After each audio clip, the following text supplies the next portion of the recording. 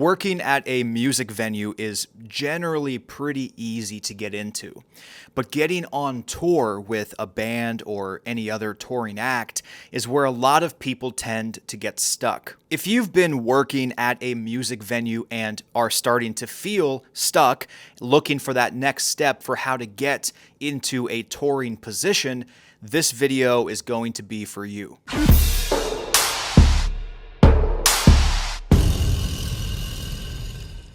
I started in the music venue world many years ago and worked there for several years.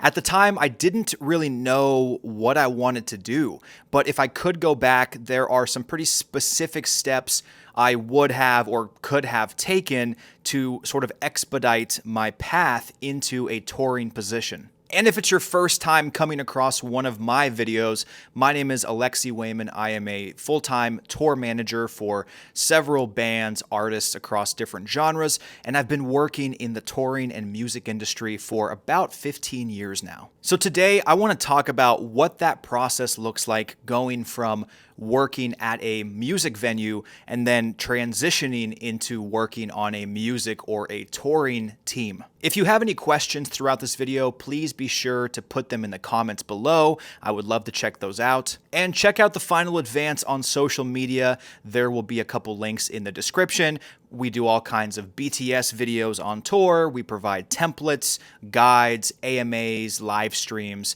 all related to music and touring. And real quick, if you don't already work at a music venue, but you want to get into this world, I did recently make a different video about how to find your first job at a music venue. That will also be linked in the description. Start there if it's your first time getting into this world, and then come back. So here's the big misconception, if you will, about going from working at a venue to working on a touring crew.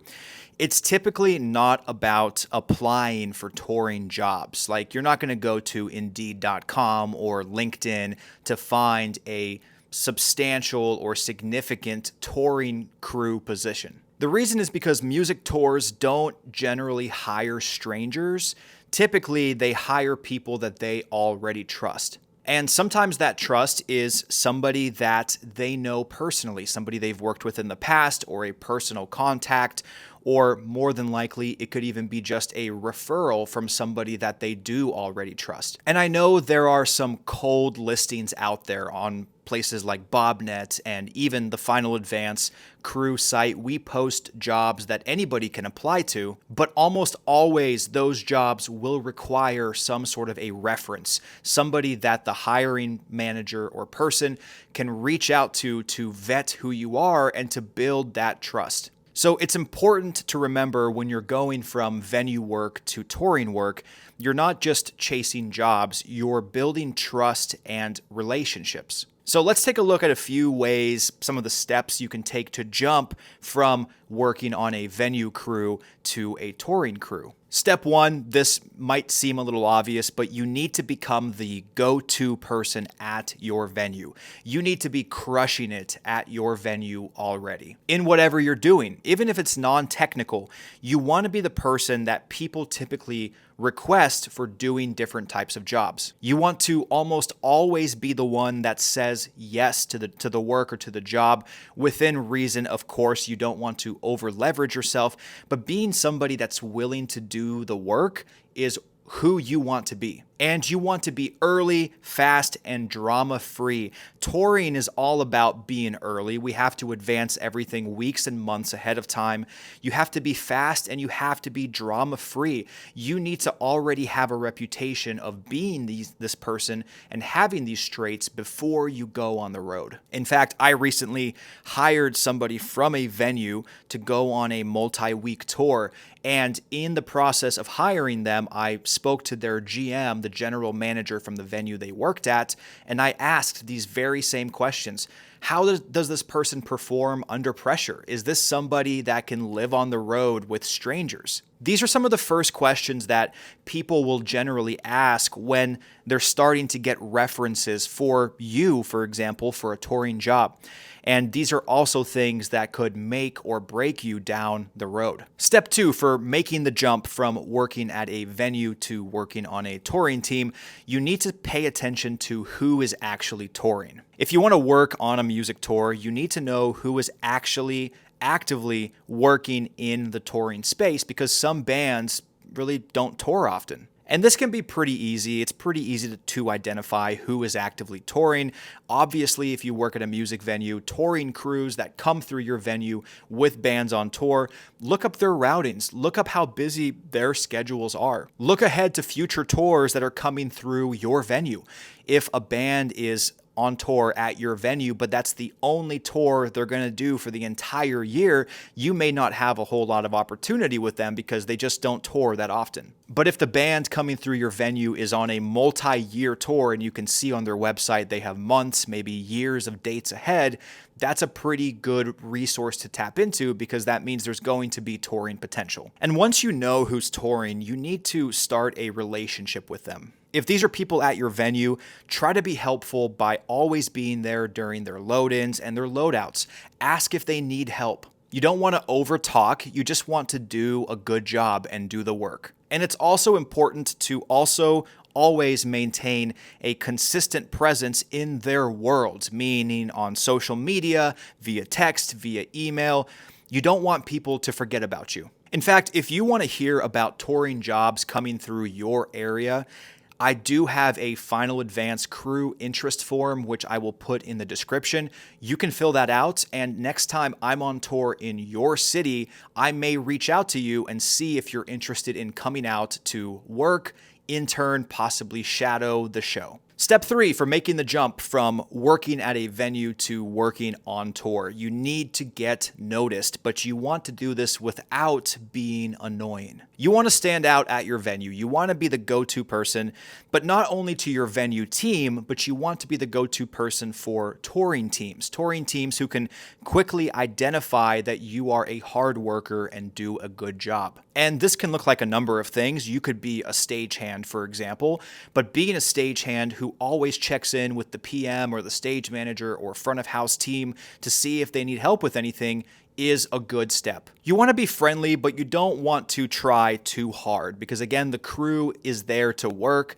They are there to get their jobs done. They're not immediately thinking about, oh, who can I bring on and give an opportunity to? You don't want to annoy them with that, but you do want to be present and offer them as much help as possible. And you want to be a good hang. You don't want to make the touring crew feel bad about the type of work they're doing, but you want to be a good hang. You want to be somebody that the crew likes to be around. So I would suggest keeping things to small interactions, saying things like, hey, that was a good show tonight, guys. I'd love to stay connected with you on social media. Or safe travels, where are you off to next? How has the tour been so far?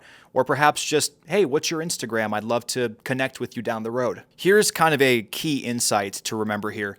Touring crews will remember the people who make their day easier. Even being someone that does something as simple as spiking the stage or adding high vis to dark corners of the wings, or having that proper table set up for front of house, or having adapters for bands in Europe that are coming from the States and need to switch from, 110 to 220. All of those little things get noticed. Step 4 for making the jump from working at a music venue to working on tour, you need to be consistent across multiple shows. Remember that touring crews rotate through venues repeatedly. In fact, I know multiple crew at some venues that I've been to many times that I always see every time I go back. If you get seen multiple times by bands who come through your venue time and time again, you go from random to familiar to trusted, and you want to build that trust reputation. So try to work as many shows at your venue as possible,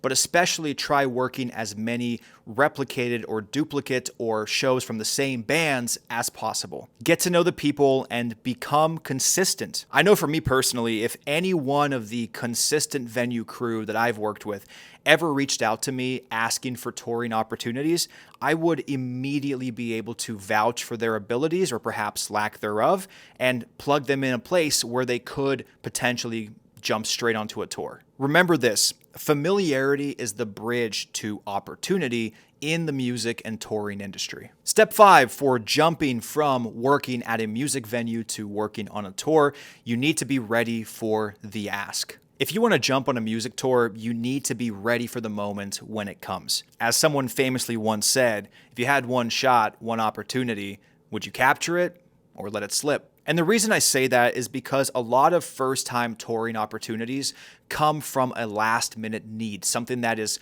not premeditated, something where somebody quits or they realize last minute they need to fill a position on the road. They're looking for a quick solution, and that means they need quick answers. These opportunities to go on the road for the first time could look like this. It could be somebody asking you, hey, do you want to come out for a few dates? I've used this exact question to multiple crew positions from venues in the past. We need someone to fill in. Are you available? What's your schedule like over the next 2 weeks? That's usually a pretty good indicator that there is going to be a touring ask following. And honestly, if you've left a good impression with the touring crew, it's possible you won't even need to do any formal interviews because they hire crew whenever they can from wherever they can based on trust. And if you've already worked with them at a venue, that touring team already knows what you can do. They can already vouch for you. They already trust you. From there, it's just a conversation about availability and rate. Here are some general requirements for going on tour when you're coming from a venue gig. Number 1, you have to have a flexible life situation because you need to be able to hop on the road for days, weeks, months, maybe years at a time. You also need to have a passport and a clean record. Again, this is something that probably will get brought up early in the interview process, but if you're going into Canada, if you're going out of the USA, you have to have a passport and you have to have a clean record. And you have to have the ability to leave quickly. Again, time sensitivity. Some offers might be for gigs the very next day. A few months ago, I actually missed out on a very long-term, lucrative relationship with a touring group because I couldn't fly to Germany the next day. So you win some, you lose some. Okay, step 6, let's talk about what touring crews are actually looking for. If you've been working at a music venue, it's possible that you already demonstrate a lot of these skills, but just as a refresher, here are some skills that touring crews look for. Number 1 is reliability. This is huge. You need to be somebody who gets the job done every time, no matter what. You don't want to be somebody that just walks away from a problem and leaves it for someone else to solve. You need to be able to have a good work ethic under pressure. I'll tell you this much, touring is much more stressful than venues because not only are you dealing with the same drama of the actual show, but you're doing it every single day across different states, different countries, living on a bus with limited space, maybe no showers, sharing your privacy with strangers. It's a lot more stressful. Touring crews are also looking for people who don't complain. So don't be a complainer. The reality is sometimes it's going to suck. You're going to load out in the rain, in the snow, things are going to break, you're going to stub your toe. You got to deal with it, and don't let your emotions swell up to the point where they start affecting other people because nobody wants that on the road. Kind of on a similar vein, you have to have a good attitude. Even at 2 o'clock in the morning, that's when loadout goes till, if not later, you have to be able to do your work without souring the mood for everyone, even late at night. And touring crews are looking for somebody who is a good hang and someone who can coexist. Because again, the production, technical, logistics stuff, that's all fine and dandy. Anyone can do that once they learn it. But living on the road, living with strangers, that is something that not a lot of people teach. You need to be somebody who can be a good hang. To be honest, touring is sometimes less about skill and more about who can survive the lifestyle. In fact, I've done a few videos on my social media where I showed a day in my life as a tour manager. If you want to check that out just to get a glimpse of what I have to deal with every single day, I will have a link to that in the description. Okay, let's talk about mistakes that keep people stuck working at venues. Number one, asking too soon. Asking touring crews, can I come on tour? It doesn't work like that. You don't want to be seen as the person who is just needy up front. You need to build a relationship first. Also, don't act entitled. Just because you are a stagehand or a crew person at Red Rocks does not mean that you are going to get immediately brought on to the van and trailer tour with shared hotel rooms. Also, not taking venue work seriously. It's very easy for touring crews to see someone who doesn't take their job seriously at a venue because most touring people have worked at venues. Touring is just venue work that's magnified in new venues at a bigger scale every day. And whatever you do, don't burn bridges with bad attitude. The industry is small, word gets around. And you might not think that, but everyone talks. And I can point my fingers at a couple random crew people around the country in different venues who are either exceptional or people that I would never bring on the road because of what I've heard and what I've seen. Let's talk about what changes once you actually make that jump and go from working at a music venue to working on tour. Number one, obviously, your travel increases heavily. Some tours can be weeks, some can be months, and some can be years long where you have to be on the road for that period of time. Also, going from a venue to working on tour, you're going to have longer hours. The days are going to be much longer.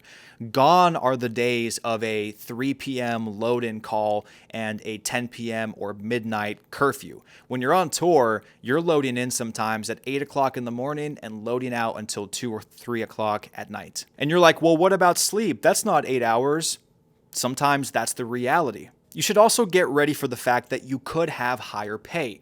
There could be a lot of opportunity, especially with the bigger groups, for a much more lucrative salary position. But at the same time, you should also be prepared for a lot of lowballs and potentially having a decrease in rate while you build your touring chops. You should also expect to have way more responsibility because when you're on the road, nobody is holding you by a leash. You don't have a GM. You have a TM, a tour manager, maybe a production manager, but a lot of the work you do is going to be self-conducted and independent, which is a blessing and a curse because now it means it is completely up to you whether you succeed or fail. And for some people, that's actually difficult to grasp because they're used to having somebody sort of behind them making sure they do their work. And one more thing that changes once you get into touring, you have a lot more freedom to build things your way. You're not necessarily stuck with running the same logistics or using the same tools as what your venue provides for you.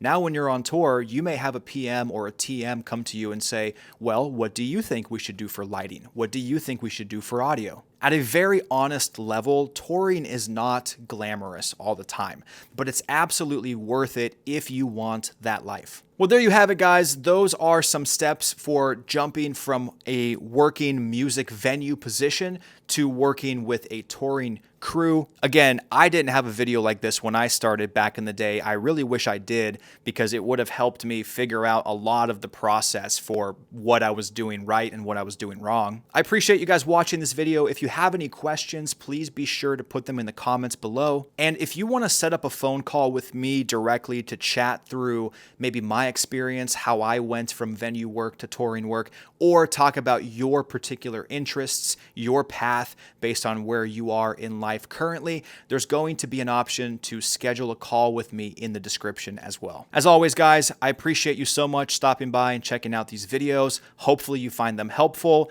Please subscribe to the channel if you want to see more, and I'll see you next time, maybe on the road.